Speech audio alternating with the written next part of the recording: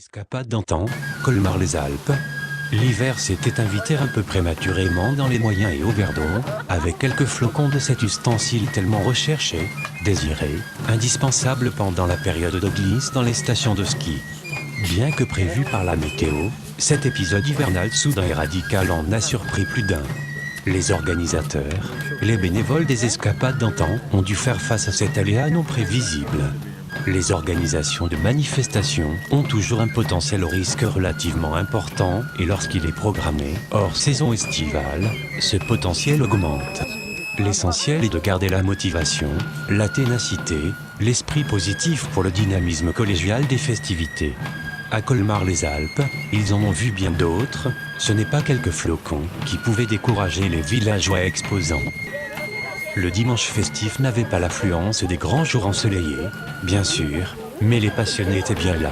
La famille Girard, toujours emblème de la journée avec les démonstrations de la batteuse et des jus du pomme maison, ils n'avaient pas l'air du tout impressionnés par la baisse de température et proposaient de partager leur savoir-faire ancestral avec le public. Il fallait quelque peu élever la voix pour se faire comprendre puisque nous avions la mélodie plus ou moins harmonieuse du vieux tracteur qui laissait échapper quelques auteurs non conventionnels. Tout au long de la journée, le groupe provençal, les Scolos d'Outrelu, de Pernes-les-Fontaines proposait des danses démonstratives de récolte de fenaison. Cela égayait et réchauffait le cœur des passants. À la fin de l'après-midi, tout le monde pouvait se retrouver à l'église Saint-Martin pour le récital de Cantoune-Verdon et leur invité du jour, le groupe Cantadi, chorale de Toulon. Les spectateurs qui avaient bravé le handicap de la baisse de température ont pu apprécier un spectacle de chants variés et mélodieux.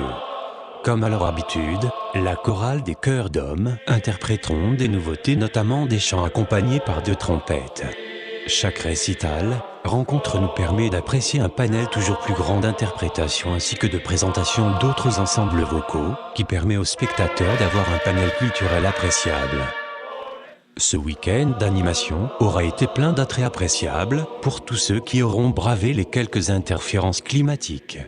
Il faut aussi que les spectateurs sachent un peu sortir de leur confort quotidien pour que le travail des bénévoles et des associations retrouve la récompense indispensable de l'investissement humain au quotidien.